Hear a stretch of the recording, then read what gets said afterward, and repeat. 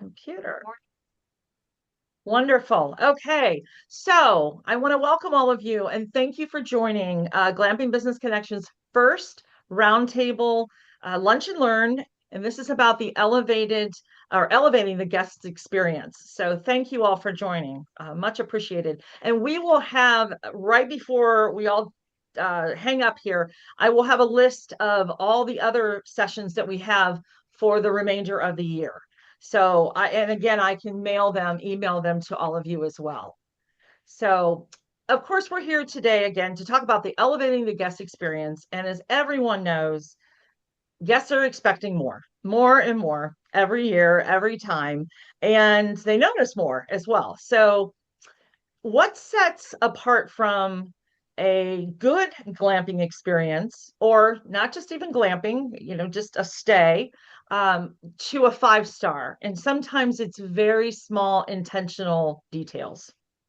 And today's conversation is about what's working, what guests remember, and what shows up in reviews.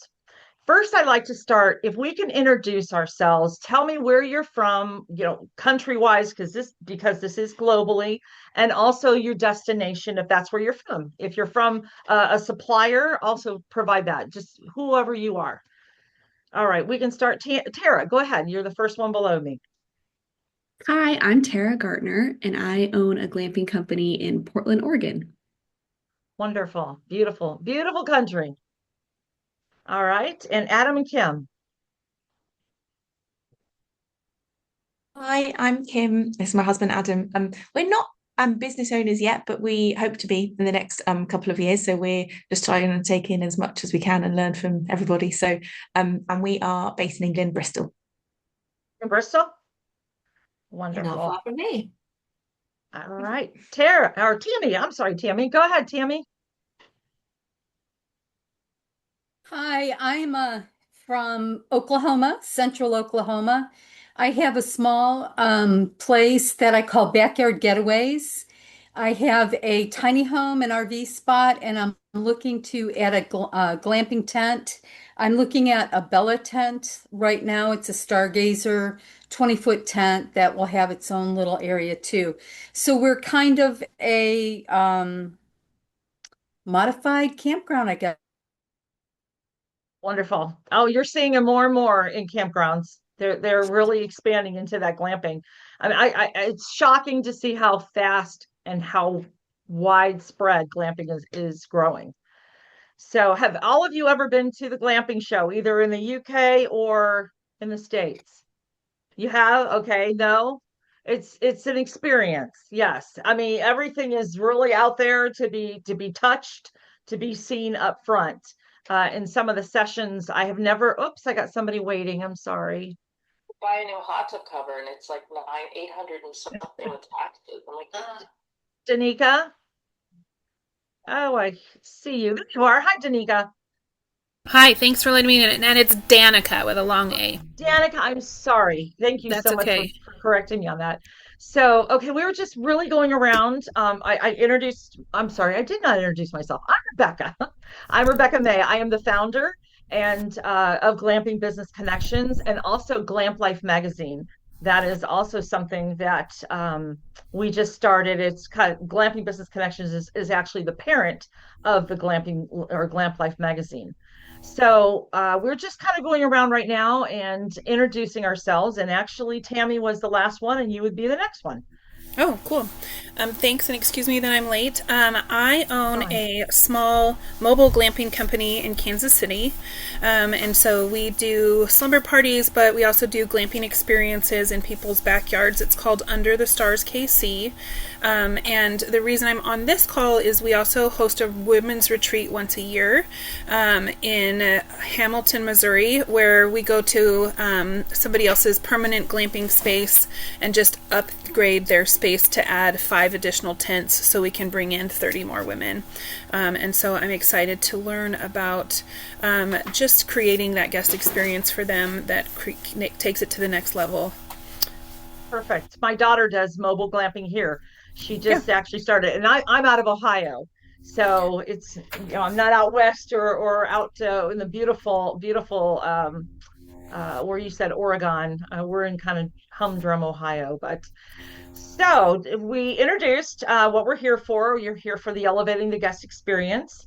And this is a round table, which means we are encouraging, you're not just here to listen to everyone speak, you are encouraged to participate. We want to hear what's working for you, or maybe suggestions of what's working, what's not working.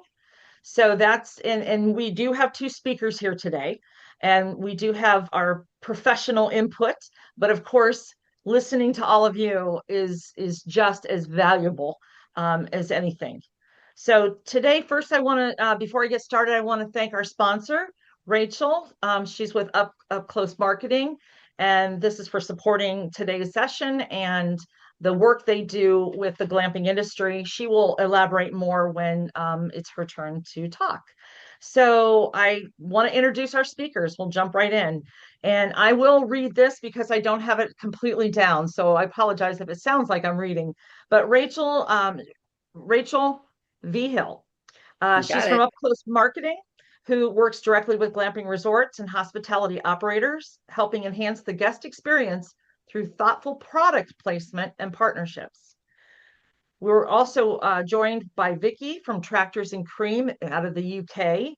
And she's a high performing, and she is. I did an interview. She was in our first edition magazine, and she is a very high performing glamping operator known for creating memorable guest stays. She brings real world insight into what guests notice, what they respond to, and what keeps them coming back. And she's also the founder of the Glamping Business Roundup podcast. So welcome both of you. Thank you. We're gonna go ahead and start, Rachel, with you. If you can give your valuable information and a little bit about yourself, go right ahead. Yeah. Yeah. Well, thanks everyone for coming on. I'm in Southern California, but Tara, I grew up in Eugene, so an Oregonian by heart. So fun that you are here on the call.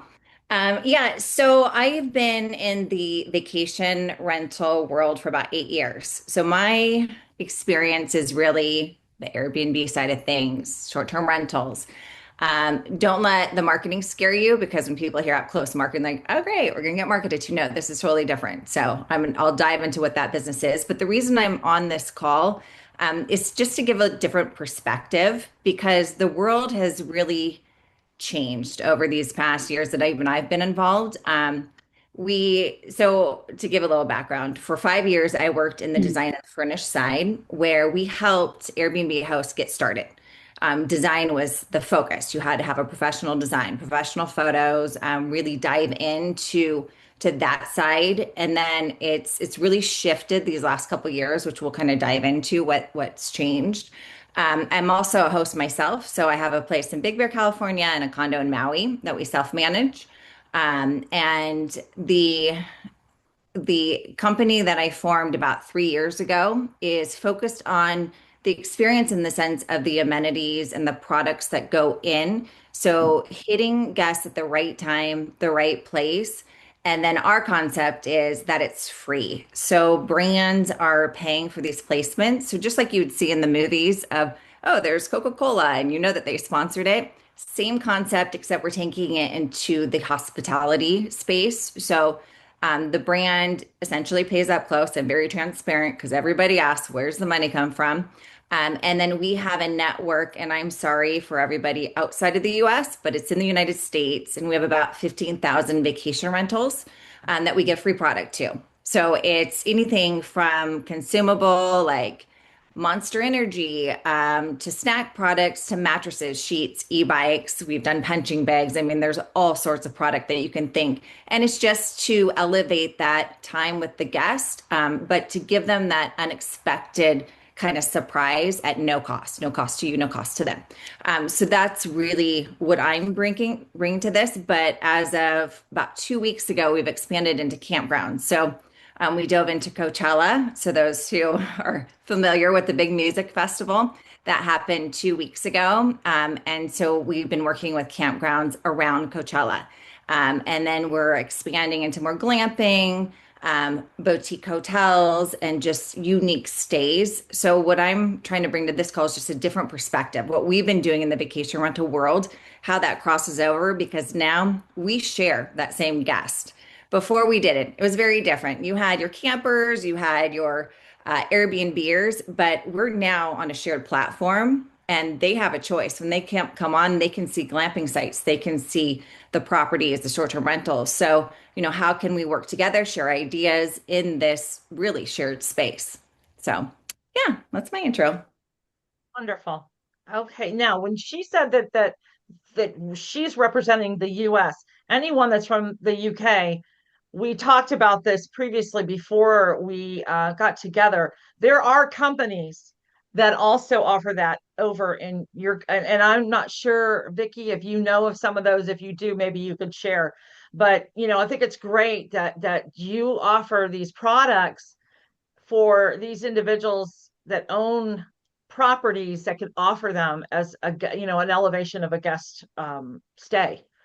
So that's basically what you're doing, is you're elevating that stay by providing different products for free. All Yep, right. exactly. Sorry. Go ahead, Vicky. You can talk about yourself here and what you do. Okay, yeah, I'm Vicky Jones. I have run Tracks and Cream, a glamping site in Somerset. So I'm not a million miles from Adam and Kim here in Bristol. So we've run that for the last 10 years. We're in our 10th season. We moved from just south of London, so from a tiny two-bedroom flat to an 8-acre site in Somerset in the West Country, so like rural England. And it was kind of like a major shock to the system. We just weren't used to the quiet, the dark. And so the house just came with this big field, and we were trying to think like, what on earth are we going to do with it? So we looked into like goat keeping and decided I wouldn't want to be a farmer. And then because my husband and I met working in a hotel, we decided that maybe we would try and create our own outdoor hotel. So back in like 2015, we'd heard the word glamping. Like glamping wasn't in the dictionary until 2016. So it was still like we're still in a really relatively new industry, even though, safari tents have been going since like for years and years and years. So we were kind of like, okay, well, we've seen glamping is in yurts. We've seen people have got yurts. So let's just apply for planning and buy a couple of yurts. So that's what we did. And we had no experience in the industry at all, like not a clue. We'd never even barely been camping. And then we decided, oh, we better go and stay in a yurt just to see what it's like. So we stayed in a yurt just after we got the planning permission. And absolutely hated it. We hated everything about it. It was cold. The wind was blowing a gale inside the yurt. It rained. There was no toilet nearby, and I was really heavily pregnant, and I had to walk like miles to the toilet in the rain, and it was just the most awful experience. So from that came loads of learning that we then were like, right, well, we're going to do this. I'm going to do this. I'm going to do it differently, and we're going to make the site for somebody that doesn't really like camping or glamping, and we get loads of entry level people who've never glamped or camped before come to our site. And so we kind of just really grew it gradually. So I had like a 2-year-old and a 4-year-old.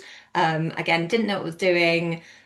Started with the 2 yurts, tried a bell tent. That was a total disaster. Although don't let that put you off, Tammy, because it came down the wind. Like we had such strong winds come through. We had put it up Easter weekend, and the following week the whole thing was down, ripped. It was a total disaster. So then we started looking for like the most wind resistant canvas structure we could find, and we found geodesic domes. And we put our first dome up in the very first COVID lockdown that we had, not knowing whether anyone was ever going to be able to come and stay in it. And then in 2020, we also decided we were going to document the whole thing on YouTube. So we started the YouTube channel in January 2020, and then kind of committed to make a YouTube video every week about building the site, all our dome builds, all our random stuff that goes on running a glamping site. And then we started going to other glamping sites and filming their stories. And so yeah, we've just had so much fun with the YouTube channel over the years. And then because we'd kind of built this following of dome builds, and the dome manufacturer we use are called True Domes, they're a UK manufacturer. And they were like, you've got a big following in the US. Do you want to come out with us to the US glamping show? And like try and sell the domes for us. So we were like, yes, we'll come to the US glamping show. It was like brilliant. I highly recommend it if you haven't been. And so there we met a company called ResNexus, who are a property management software.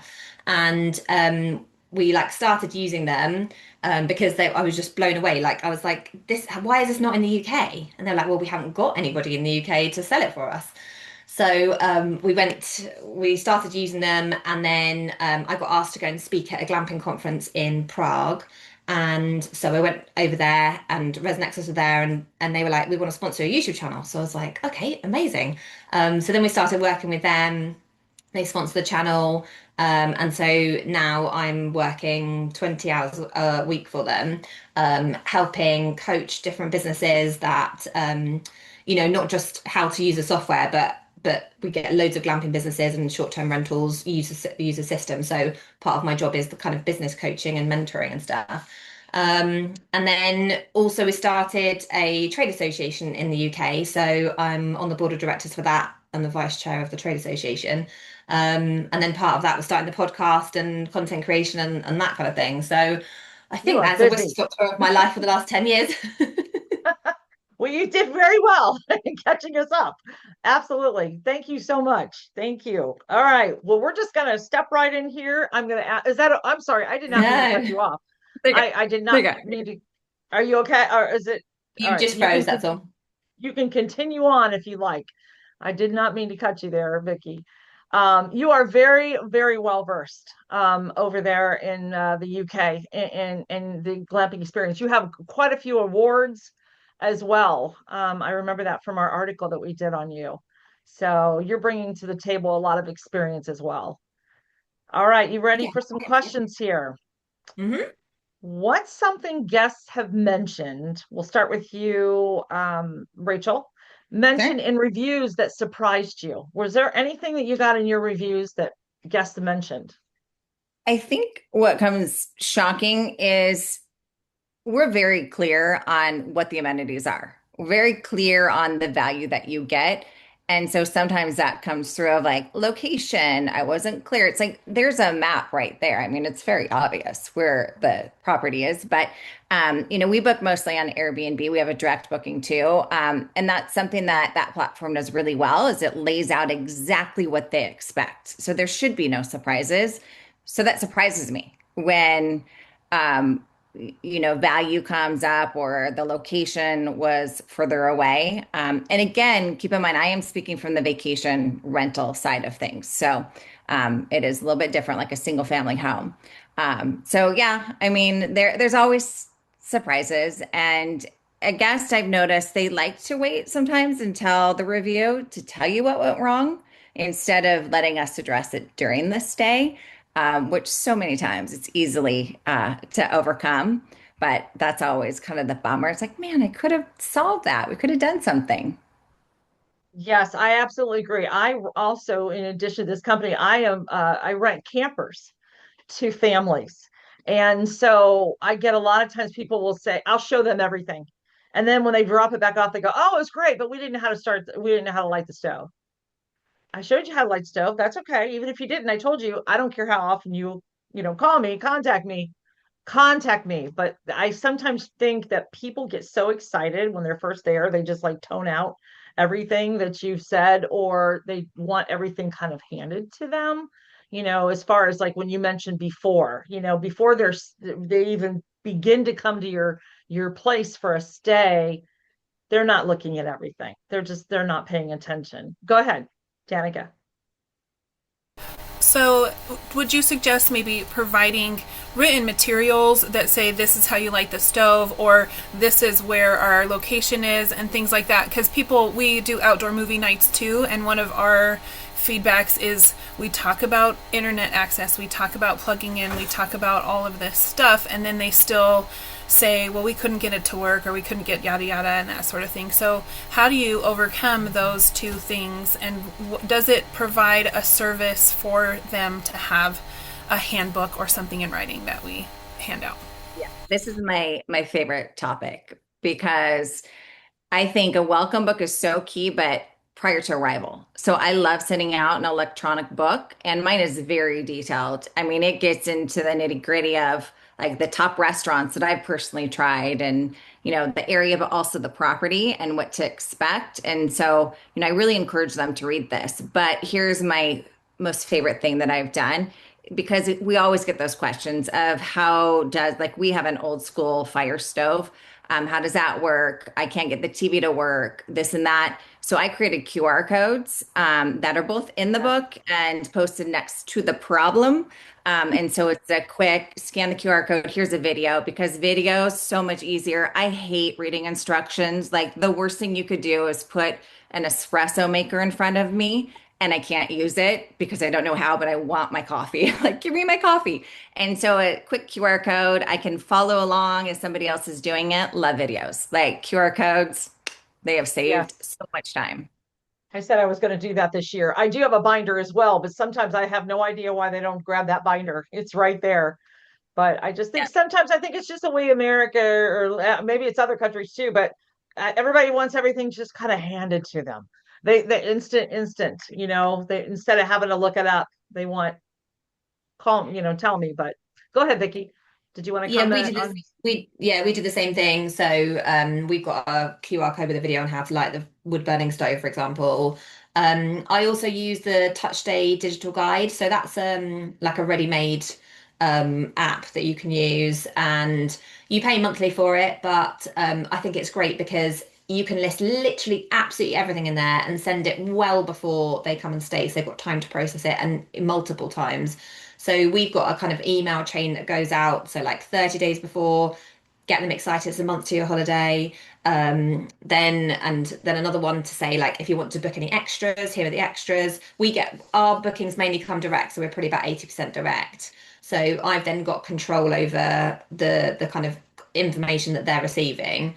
So we've got that goes out at regular intervals, and then we've also got the actual physical book in the dome that has all the information in it. It's interesting what you said about location, Rachel, because I only experienced that on Airbnb where they might put 4 stars for location. And you think like that's so frustrating because everybody has Google Maps. You can see exactly where it is. Um, but maybe they think it's closer to somewhere than it is, or maybe they think there should be a shop in the village and there's not, or something but it's generally completely out of your control, the location thing, and it does my head in. But yeah, we obviously never experienced that from direct bookings, because again, you've like spelt out exactly what it is, and you've got a website, and like part of the guest experience is, it starts way before their stay. It starts from their first experience of your website and the first experience of the email chain or the booking system, how they book, the email chain that they get beforehand, whether or not you're using text messaging or WhatsApp to communicate with them as well, because now we're seeing like open rate on emails is dropping and people are, whereas, you send somebody a WhatsApp or a text message, they open it within 3 seconds as the average. So we're starting to communicate more with text messaging and WhatsApp, just to make the guest life easier. And then obviously when they come and stay, greeting them. I greet every guest. I know that's not practical for everybody, but I find that initial touch point where I meet them and talk to them through absolutely everything. And so they've then got the original guidebook, they've got me, and then they've got the information that's there. So if they forget something, there's always those options. Sorry, Tammy, did you want to ask a question? Yeah, you said I find that too. I try to do the email thing and I don't get a lot of response. I think that a lot of my emails go straight to their spam or their promotions folders. How do you, without sounding condescending, say to your guest, look, if you're part of my email campaign or you want to know about backyard getaways, mark me in your email because they'll say, I never got that email. Did you check spam? Yes. So how do you word that without sounding like demanding, I guess is the question. Yeah, so I mean, we've got GDPR rules. I guess you have the same sort of Mhm. rules in the US where, you can't spam people and you can't Right. automatically sign them up to email marketing and things like that. So there's strategies I would say. So like when they're booking, if you can on your booking system, we can add a field in or add some information in to say something along the lines of, Our email may go in your spam folder. Put the email address info@tracksandcream.co.uk into your saves so that you definitely get our emails. It's something you could do. As long as you've got an unsubscribe on your email somewhere, then you're kind of covered. But yeah, generally, because I can look at my reporting and see what emails have gone out and what the open rate is, I find our welcome and thank you emails, they kind of don't count as promotion, they count as proper confirmation type emails that they need to receive, and they don't tend to go in the spam from what I've seen on my reports. Whereas the promotional emails are kind of like a kind of different, have a different vibe about them, and I think they get picked up in the spam a bit more. But yeah, I think something on your website or your booking engine as they book, just to remind them that they might need to add your email address in, would probably help.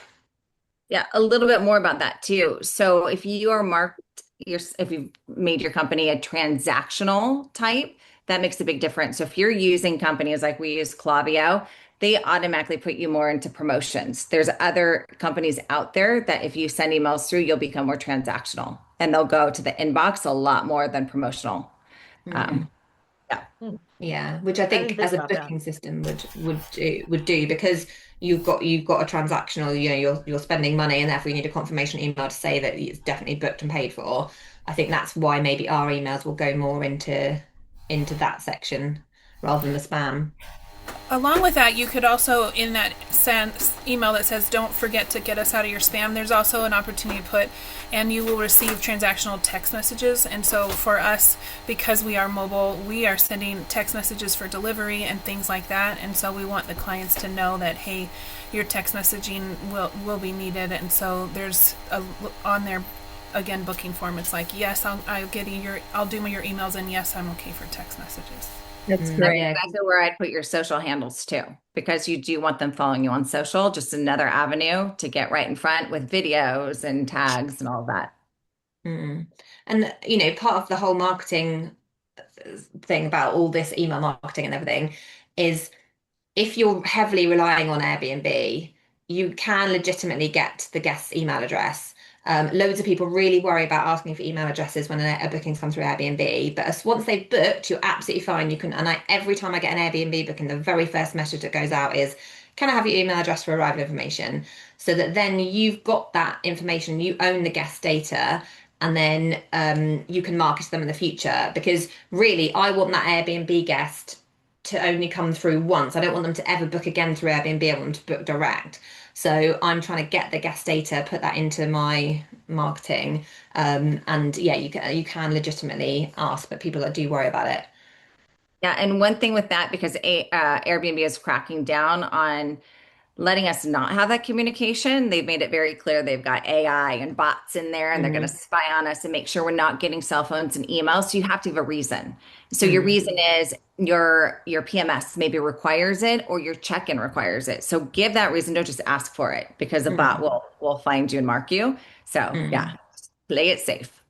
Yeah. The other thing to do if you are really worried about it, if you've had bad experience in the past, is, if people want the Wi-Fi code, you can get them to put their email address in order to receive the Wi-Fi code. So then you're getting that guest data as well. And they're already they're already there. But if you want to like ask for it or get it subtly in a nice way, then that's something you can do. Yeah, and you're getting all guests, not just the booker. So in that Yeah, that's case, true. you're opening your market to the second family that was there. Yeah, absolutely. Yeah. Danica, one other point on the guest book. I love Touch Stay. So I'm not like saying don't go touch, like I love them. I just don't like spending extra money because I feel like there's business for everything that loves to take subscriptions and my money away. So just another avenue is Etsy. If you go on Etsy, there's people that will design your welcome book for you, and then you can host it on Canva and create a free link on Canva. So just another free route to go for welcome books. But a touch stay is awesome. They do all the work for you. Yeah. Do you have to have a business account on Canva to have a link? I don't think so. No, Oh, I think cool. mine is just personal. I probably pay for the professional version because I use it a lot. That's what I was going to say. You But probably need the professional version. Yeah, But you totally also worth can it. create a QR code. We can create QR codes all the time through Canva, and then people can, like Rachel was saying, then you have that QR code that's straight from Canva too that takes them there. So it's a really great resource. Yeah. And I love Etsy. Like really a lot of talent on Etsy. Right. Yeah. Perfect. Thank you. So what do you think operators are missing? The easy opportunities right now. Can you think of anything that some of the operators are missing? Rachel, want to start? I know, Vicky, you said I'll follow up because I Oh, could go a Vicky. while. Sorry, go ahead, Vicky. Oh, I was gonna say, I just saw Rachel shaking her head, so my apologies. Go ahead.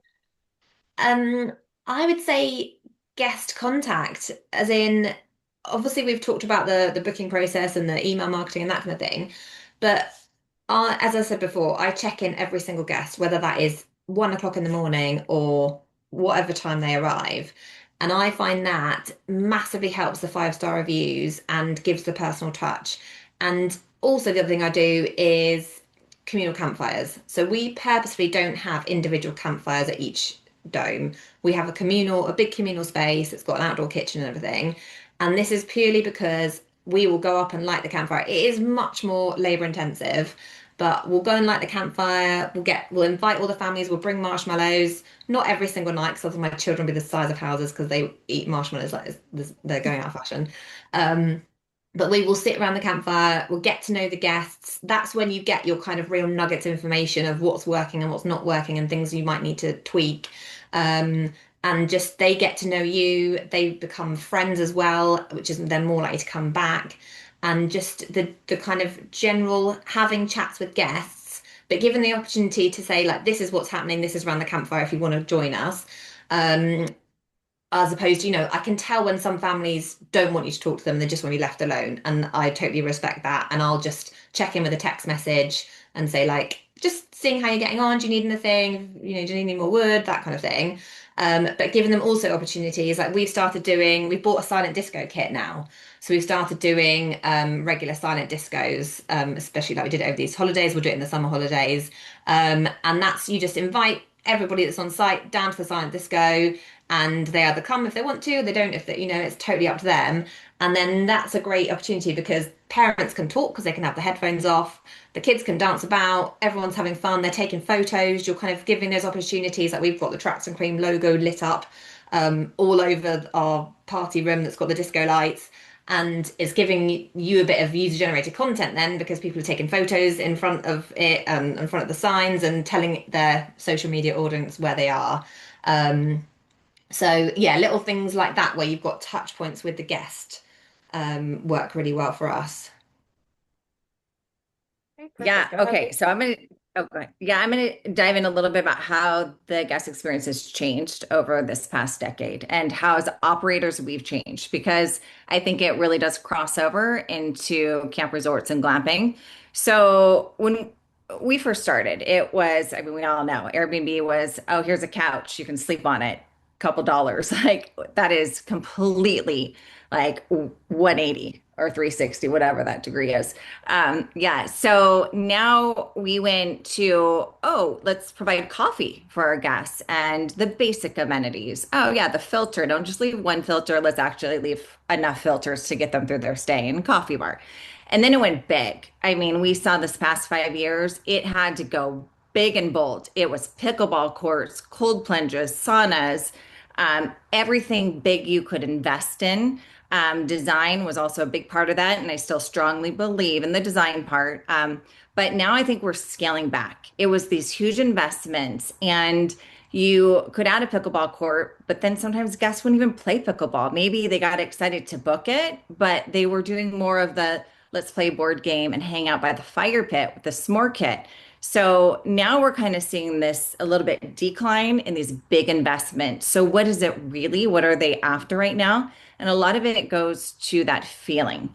They just want to experience that vacation. They want to be greeted by happy people. I mean, there's many times I've checked in and I feel like I'm being a nuisance. Like, oh, you're busy doing something. It's like, no, you want to be greeted. You want to, like, happy staff gives you that first 10 minutes that is so key for that first impression. So what happens in that check-in time, whether it's at a check-in table or you're walking into an Airbnb. It's that surprise and delight is key. So things that go wrong after that point sometimes are ignored.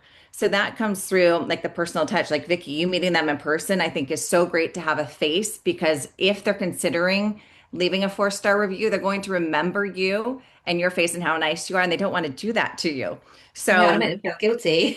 yeah, yeah. And so you can still have that True. relationship online and through communication and being there for them.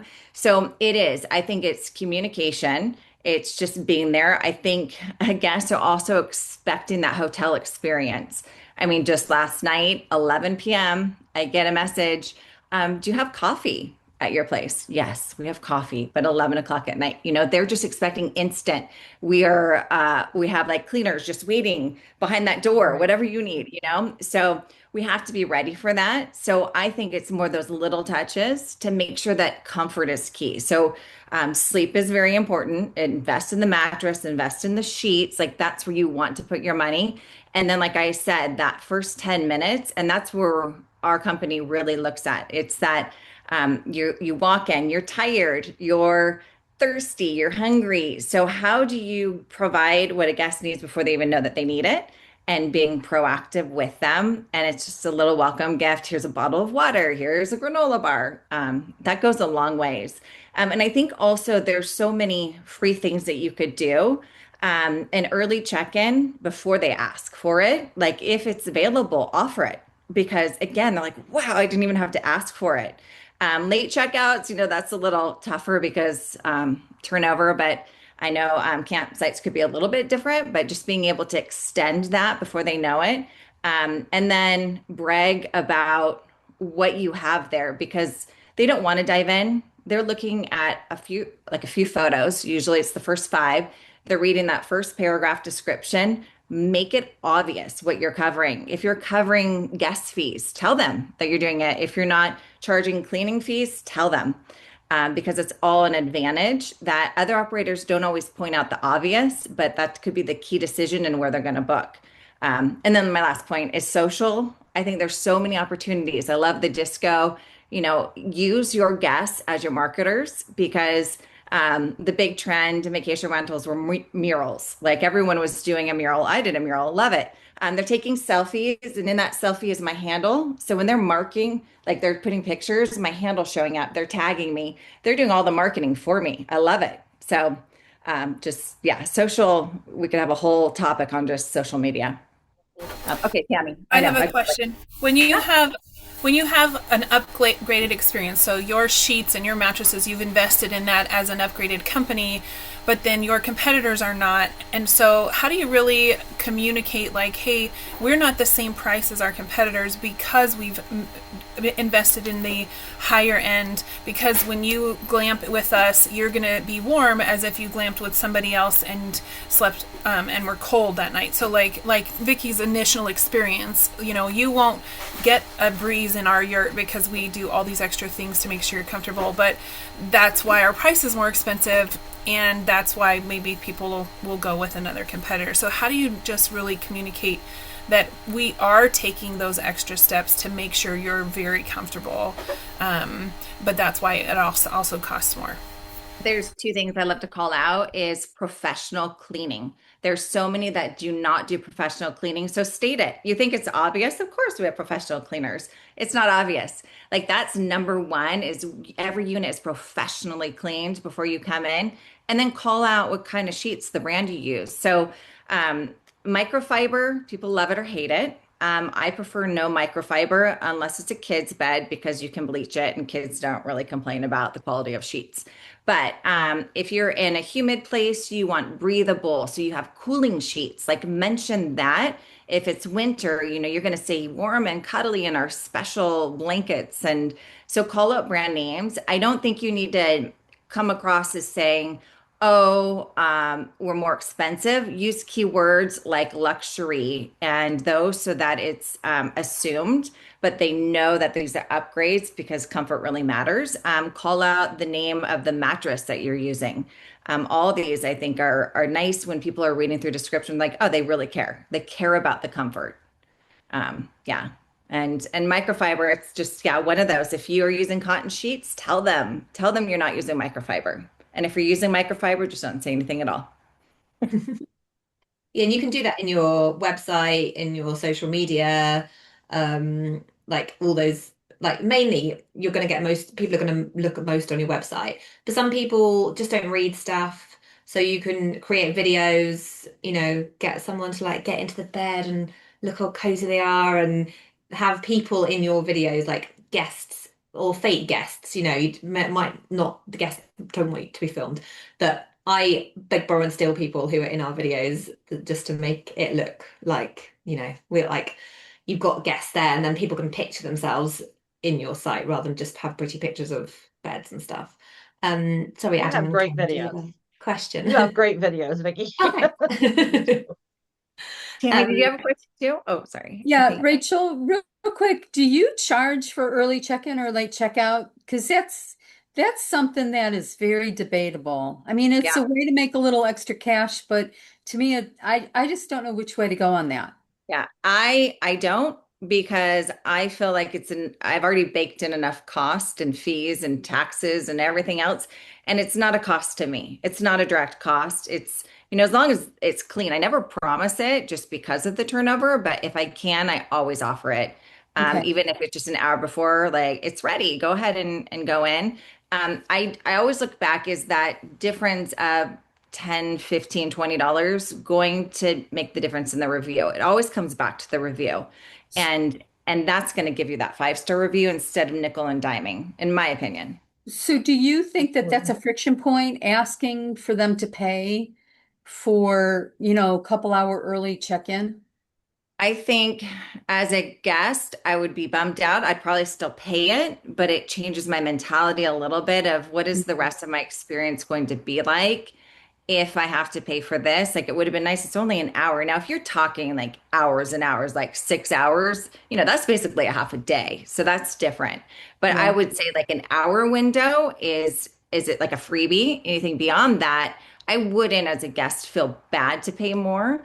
It's just, again, a different benefit. And I know there's lots of money to be made there in the early check-in and check-out. So you don't want to just leave it on the table, but I would give a window. I would be like, okay, an hour is free. Anything beyond that, we charge.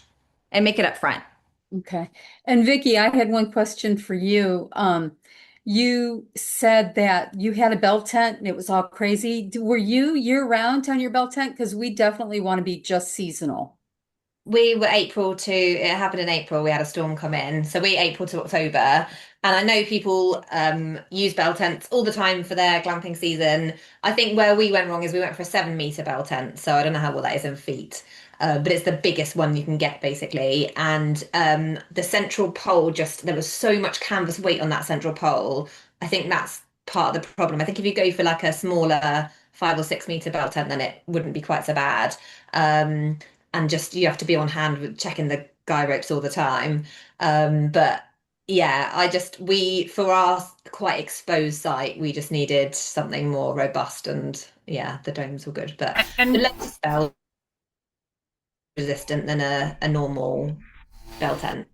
we use bells, but we are a mobile glamping company, so our tents are up less than a week, and that's what I've talked about with other permanent glamping sites, is that we can come in and put up a bells to expand but most of them who have had bells talk about the disaster that bells have had for them in the long run and in the long term. And so my opinion from what I've experienced in the industry is that if you do have bells, it's something that you want to take down when they're not being in use, that you have to have just a lot more maintenance around them, specifically because they are a little more finicky. We use them because it's really easy to put them up and down as a mobile business, but the permanent businesses that I've heard typically have an issue with the bell tent. Would you mind putting the link in the chat of the bells you use? Because we haven't purchased ours yet, and I've been doing a lot of research, but I would appreciate it. Is that okay? I think it's Glam. Absolutely. I think it's Glam Camp, but I'll look it up for sure and make sure you know. Okay. Thank you, ladies. Yeah. Yep. I know that Life Intense is also another distributor. I'm trying to think. That's the one I'm looking at. Yeah, Life Intense. We like Actually, Glam several Camp times. because they actually come out of Lawrence, Kansas, so they're right in our neighborhood, which I is think really I've ever helpful. heard of Glamp Camp. I'll have to I look think them that's up. what it is. I'll put it in the Yeah, put it in notes. the chat. That'd be great.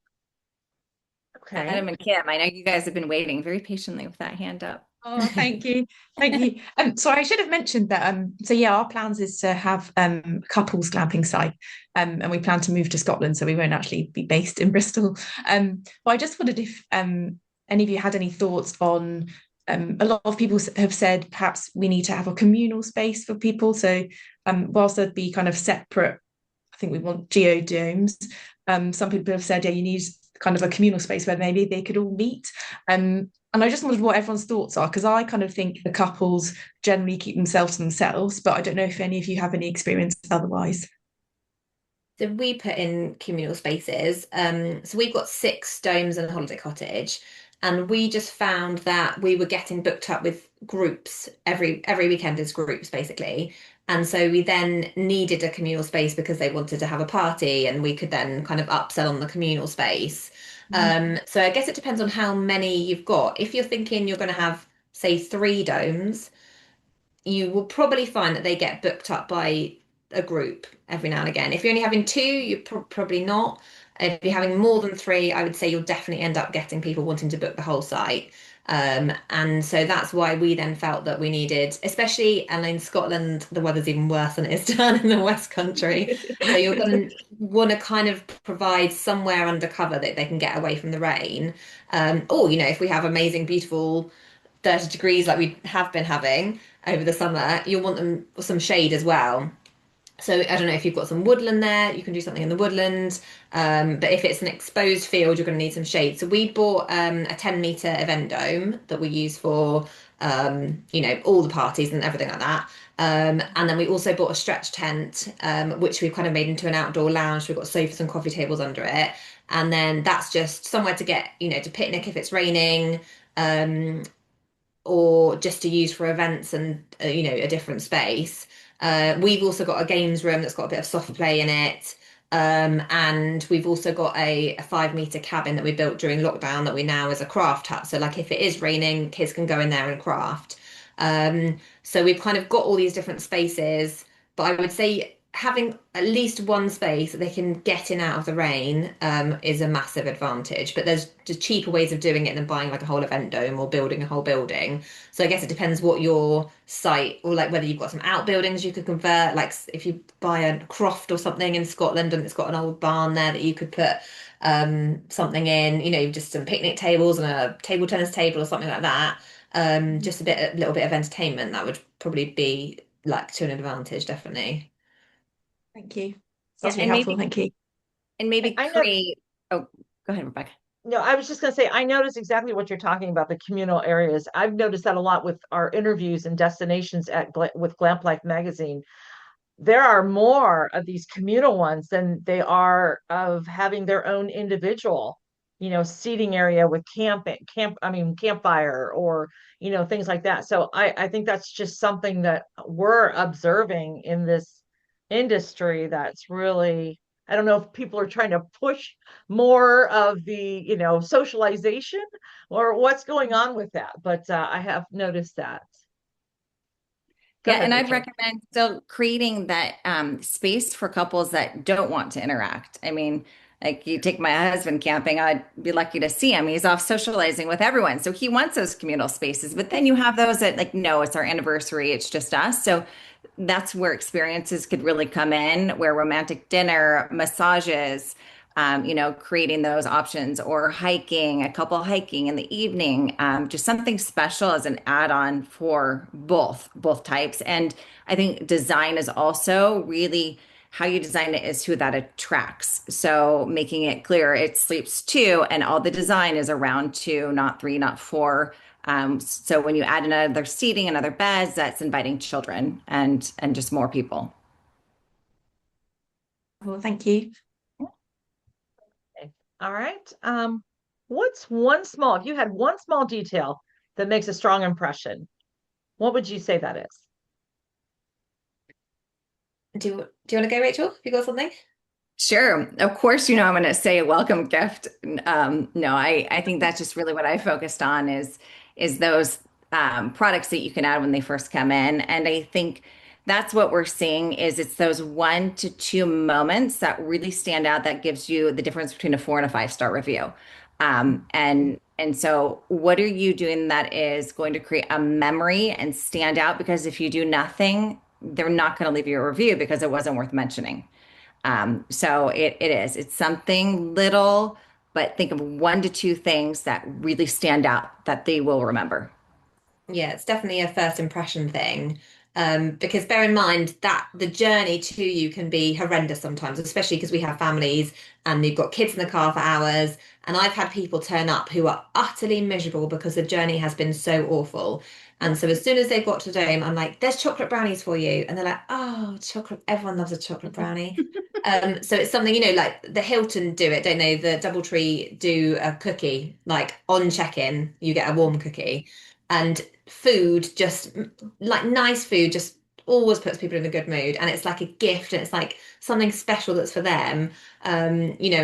Easter, we do Easter eggs, all that is really easy to do. You can theme the product or whatever to the season. But yeah, definitely food on arrival, some kind of gift definitely makes a great impression. Yeah, and I would say every guest matters. So, we always think about the adults, the kids matter. What's going to make the kids happy? And with kids also come babies. So what's going to be comfortable? Do you provide pack and plays, little bathtubs for the babies? Those little things means less for them to carry, and they don't have to pay to rent it. But also the ones that sometimes get left out are those dogs. We love our pets. They're just like our kids. So can you do wash stations? Just a little treat for the dog bowls. So to me, every guest really matters in your booking party, down to the pets, the dog. And then I always get this question of like, what are people doing? Like, what's trending? What should we be thinking about that's happening out there that are easy to implement? And so a lot are kind of more moving to this health focused atmosphere.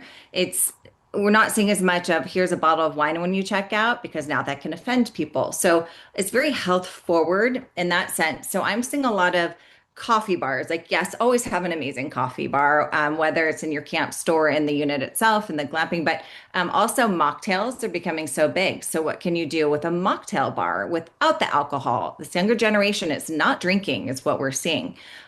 Dirty soda bars are fun. I don't know if you have dirty sodas in the UK, but they're very trendy here. And those are fun and easy to do. I've also seen like waffle bars, very unique gourmet waffles, popcorn where it's flavored, high quality popcorn with like different flavors and seasoning to put on it. So lots of little things you can do to really like those stand out.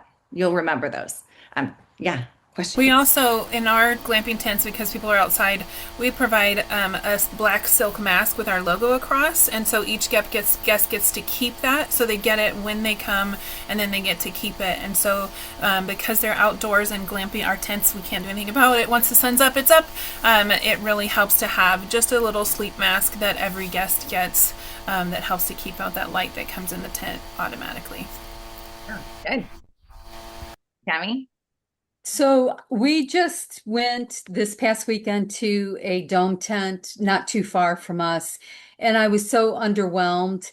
They didn't have any coffee. Yeah. They had a pour over, but no instructions, no measuring cups, no ground coffee, not a grinder for beans. There was one Keurig pod.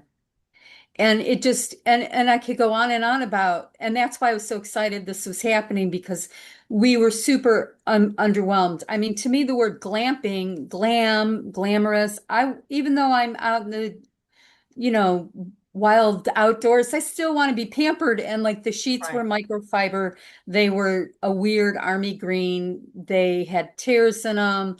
They used king pillowcases on standard pillows. The towels, they used the word luxe in their description, and the towels didn't match. They weren't luxe, they had stains on them. There was all this stuff, and so I was really this is just confirmation to me that there are people that are doing it right out there. And I just couldn't believe all those things that we experienced. But in her review process, she says, we'd love a 5-star review. And if there's anything you think we could do better, please message me in private. Well, I really felt like 1,000 characters wasn't enough.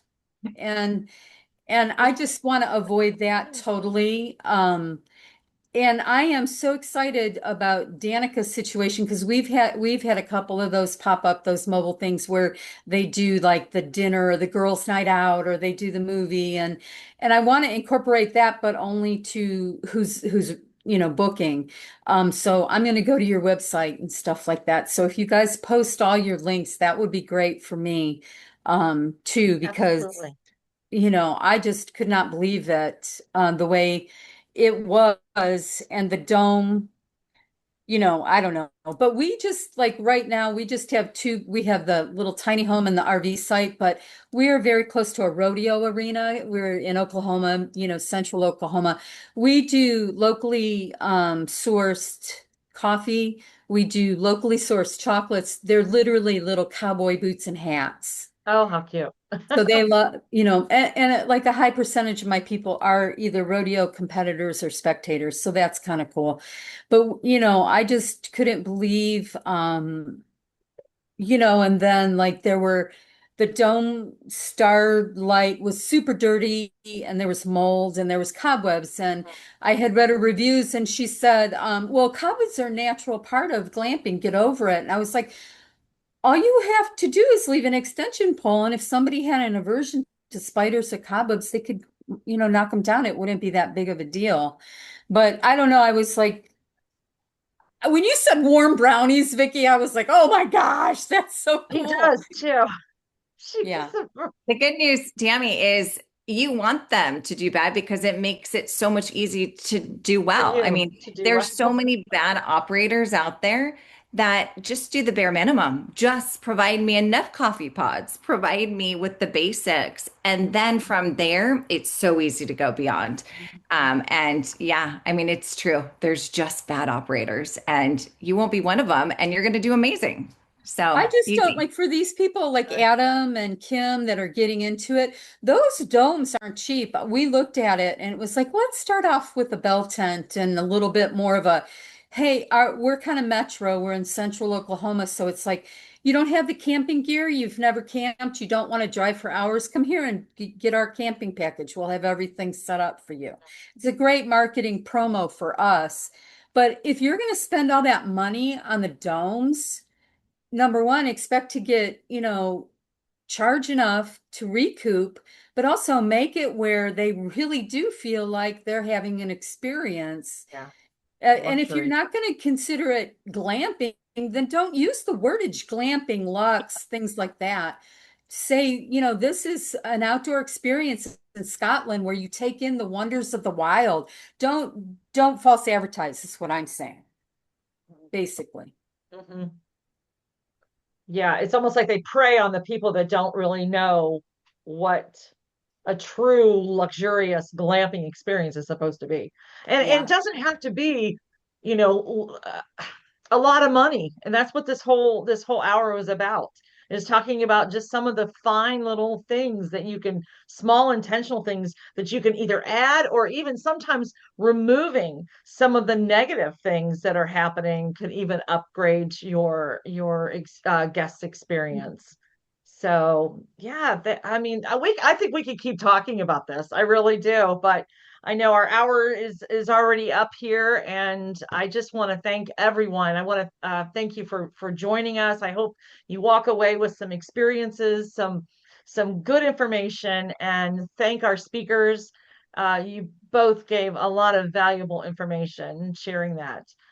And thank you, Rachel and Vicky. You guys are an inspiration. It's really fun to see what you can do when you do it right, and so thank you for offering that. Thanks for coming. Can I do a quick plug on I'm sorry, Adam and Kim, so sorry, but Danica and Tammy, this is for you.